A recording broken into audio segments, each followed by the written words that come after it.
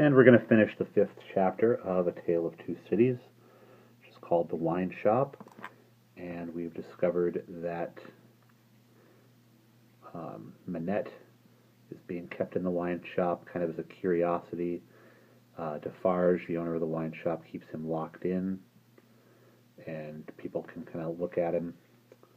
So the door slowly opened inward under his hand, and he looked into the room and said something. A faint voice answered something. Little more than a single syllable could have been spoken on either side. He looked back over his shoulder and beckoned them to enter. Mr. Lorry got his arm securely round the daughter's waist and held her, for he felt that she was sinking. Business, business, he urged, with a moisture that was not of business shining on his cheek. Come in, come in.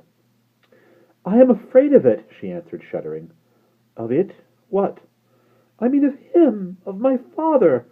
Rendered in a manner desperate by her state and by the beckoning of their conductor, he drew over the neck the arm that shook upon his shoulder, lifted her a little, and hurried her into the room. He set her down just within the door and held her, clinging to him. Defarge drew out the key, closed the door, locked it on the inside, took out the key again, and held it in his hand.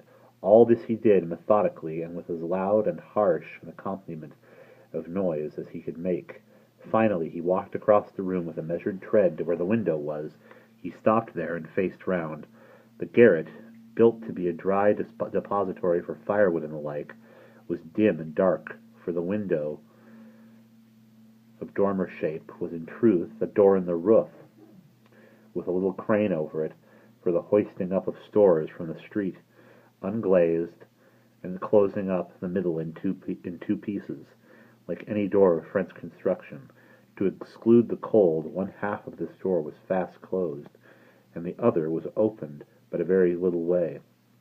Such a scanty portion of light was admitted through these means that it was difficult, on first coming in, to see anything, and a long habit alone could have slowly formed in any one the ability to do any work requiring nicety in such obscurity. Yet work of that kind was being done in the garret, for, with his back toward the door and his face toward the window where the keeper of the wine shop stood looking at him, a white-haired man sat on a low bench, stooping forward and very busy, making shoes. And that's the end of chapter 5.